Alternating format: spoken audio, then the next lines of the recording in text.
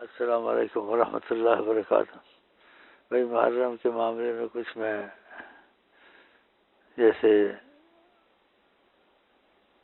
کچھ پتہ میں کہاں سے بول رہا ہوں، تو محرم کا جو دن یہ شروع ہو سارے روزے رکھنے کی کوشش کریں، تو 11 12 13 یہ رکھیں، اور محرم کے مہینے میں جب شروع ہو میٹھا بالکل بند کر دے، ہر چیز میں میٹھا نہیں کھانا ہے، کوشش کریں، کیونکہ غم کے دن آقا جی کی آل کو بہت تکلیف ہوئی اور ان کی عورتوں کی بے ادبی کی انہوں نے، تو غم کے دن ہے بیٹھ کے دروشی پڑھنا ہے، اور یا بیٹھ کر جس کو ہو سکے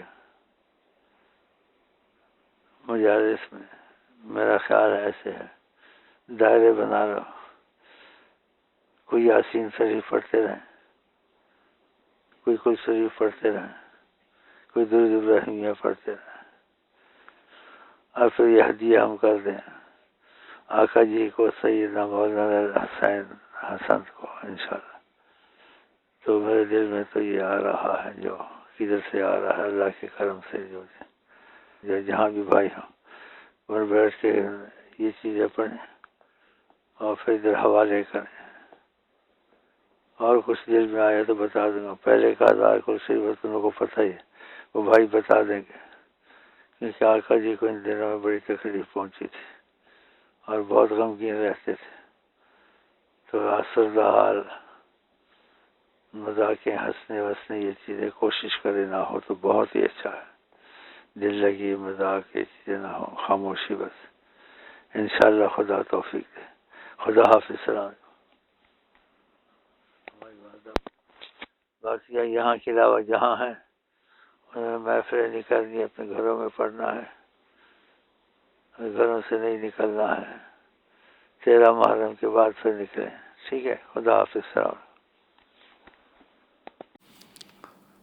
یہ محرم شریف کا مہینہ ہے، بہت رحمت والا ہے، لیکن اس میں بڑی زبردست قربانی ہوئی ہے جو کائنات میں نہ ہوئی ہے، نہ ہو سکتی، نہ کوئی کر سکتا ہے۔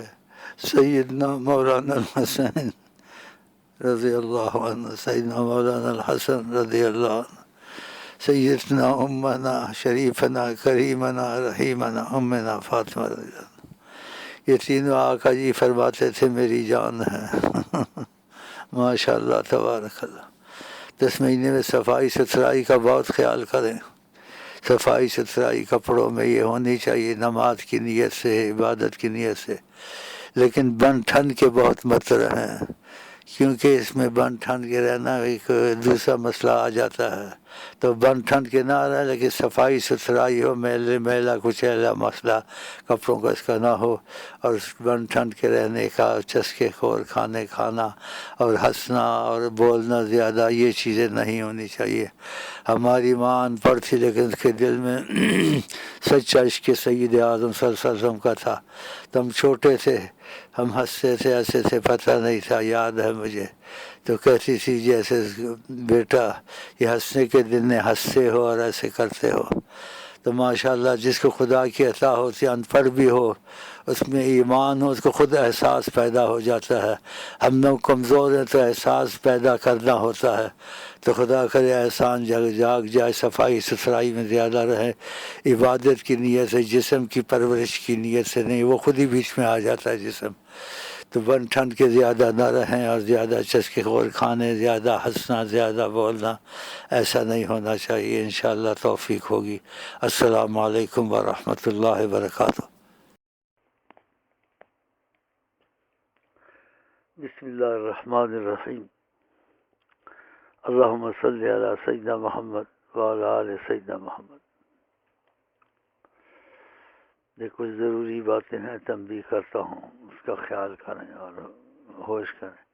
زندگی میں یہ موقع اتفاق سے ہاتھ میں آتے ہیں، جہاں ڈھیری باتیں بھی ہو وہ ایک طرف، اور آقا کی محبت اور آقا کی آل کی محبت صلی اللہ علیہ وسلم کی ایک طرف، ان کی محبت میں وہ چیزیں ملتی ہیں جو دہر کی اور زمانے کی باتوں میں قیامت تک بھی رہے وہ چیز نصیب نہیں ہو سکتی جو آقا کی محبت کی نگاہ سے اور شفقت سے اور ان کی طبع ان کے دکھ سے دکھ، ان کے دکھ میں دکھ رکھنا۔ تو نبی کریم صلی اللہ علیہ وسلم نے کہا احب اللہ من احب حسین، خود اس کا مطلب ہے کہ اللہ سے محبت کرتا ہے یہ حسین سے محبت کرتا ہے، مولانا الحسین رضی اللہ عنہ سے محبت کرتا ہے۔ تو ہم لوگ محبت والے تو بنتے ہیں، لیکن جتنا ہو سکتا ہے ایسی ہونی چاہیے کہ جیسی ہونی چاہیے، نہیں تو کم سے کم احساس تو ہونا چاہیے کہ نبی کریم ہم لوگوں کو کبھی بھی بخشوائیں گے، قیامت میں بھی بخشوائیں گے، اور ہر وقت ان کو اپنی امت کی فکر رہتی ہے صلی اللہ علیہ وسلم۔ فرمایا نبی جی نے احب اللہ من احب حسین، خدا آپ سے محبت کرتا ہے جو امام حسین سے محبت کرتا ہے رضی اللہ عنہ۔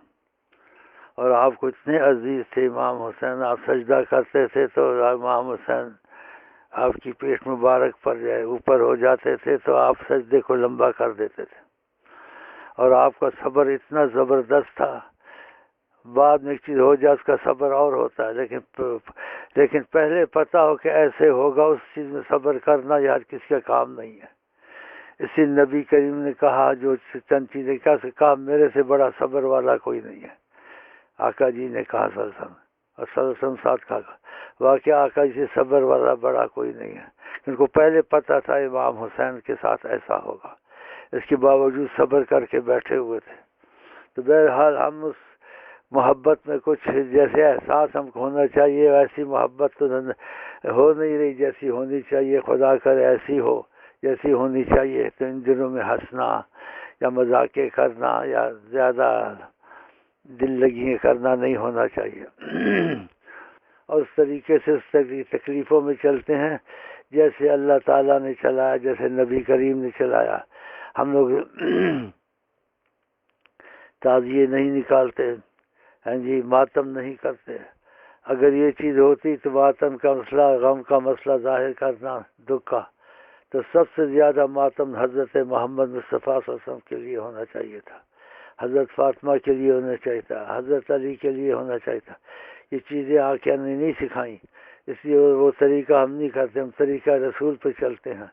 تو اس لیے ہم لوگ یہ ماتم یہ چیزیں نہیں کرتے، یہ چھریاں نہیں مارتے، یہ خودکشیاں لوگوں کو نہیں سکھاتے، کیونکہ نبی کریم کے طریقے کے خلاف ہے۔ نبی کریم کے جو عمل میں نے نہیں کیا، میرے صحابہ نے نہیں کیا، تو فرمایا وہ عمل مردود ہے۔